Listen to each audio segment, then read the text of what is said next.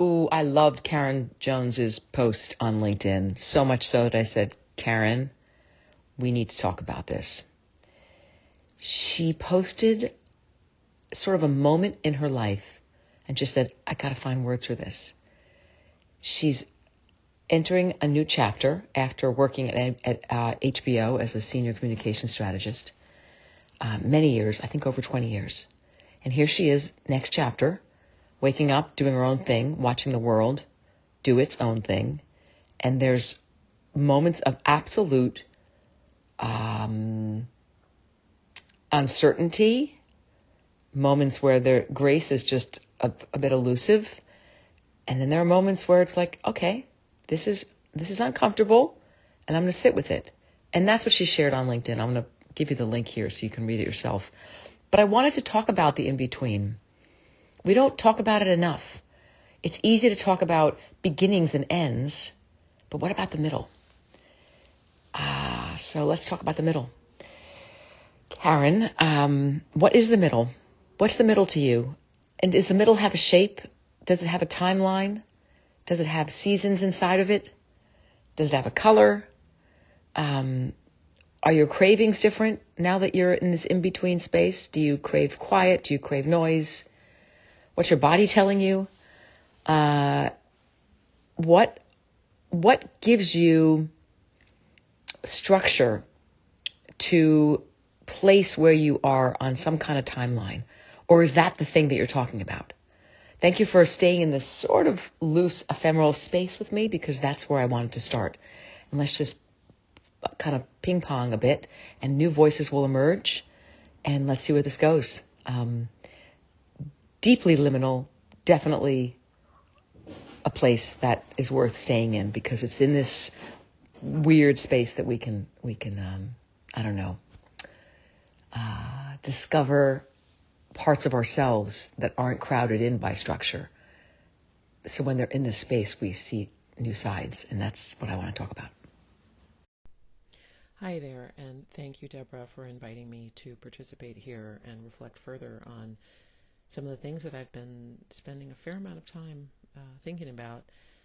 First off, the post itself generated from some conversations that I had been having as part of a workshop that I've been doing for several weeks now, reflecting on purpose, specifically for people who are in midlife, and what that looks like, and how we find it, and how we apply it, and how we define it. And the conversations were this real shared experience of people going through this phase and these alternating moments of complete anxiety and confusion and fear around what the future holds, and what will I do, and how will I find meaning and purpose in my future work, and yet calmed by a voice of wisdom and reassurance that says, chill, you've got this. It's going to feel yucky for a while, and just know that this is a part of the process. This is an essential part of the process. It is required to move through it.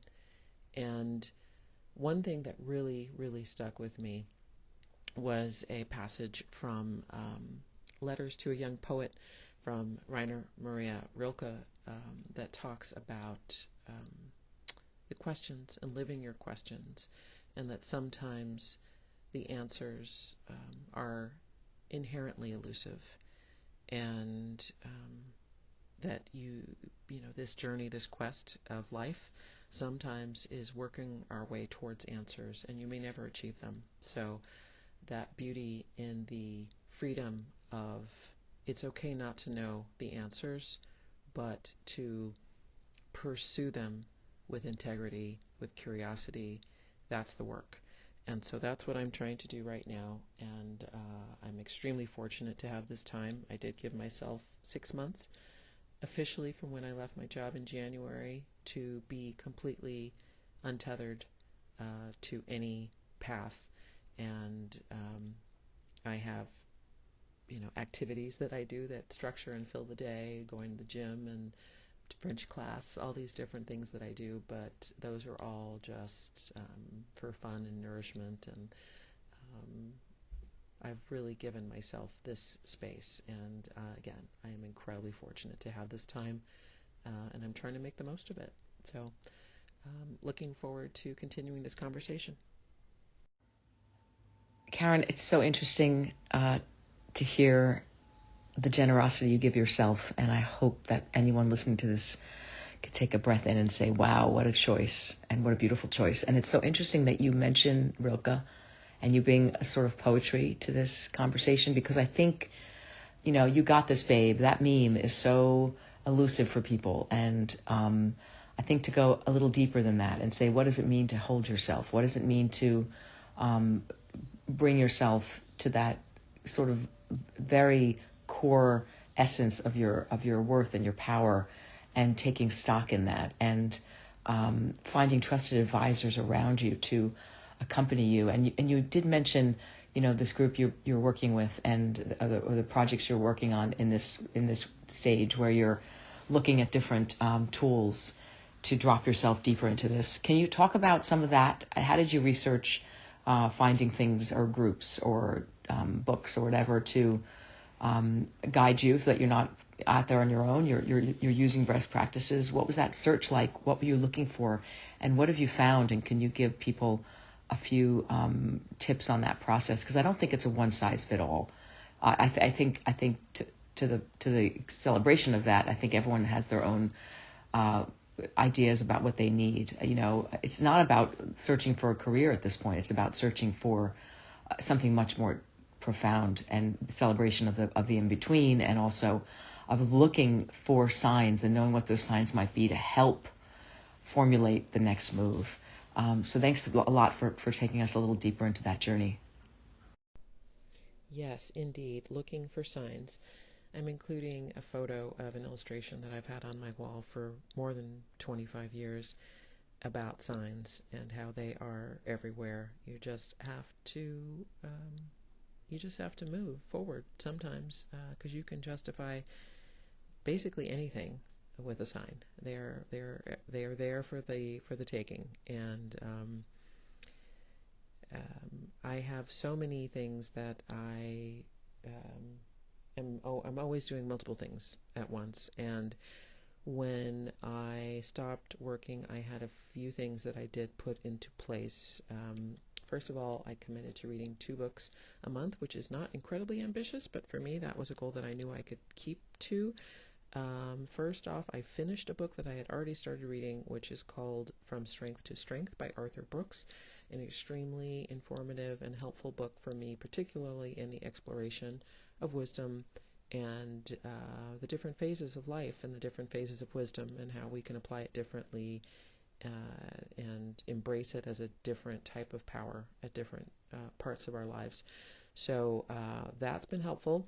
I also signed up for an online course, an 8-week course, specifically a study of purpose, through an organization called the Modern Elder Academy. They teach a number of courses online. They also have a campus in Baja. But I found it really helpful to have a guide for my exploration, a framework for my exploration into purpose, connected with other people of similar minds who are in the same exploratory phase that I'm in. So that's been extremely beneficial. Also, I mentioned this previously, but I speak French. I've been a student of French for decades and decades, since I was in middle school, and I signed up for a tutor that I met with once a week. We just stopped our sessions because I'm actually preparing to take a trip to France. I really love the mental exercise of trying to express myself in French with the same nuance that I would be able to deploy in English.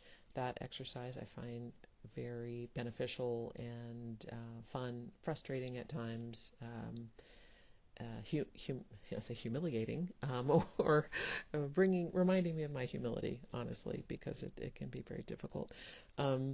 Another thing was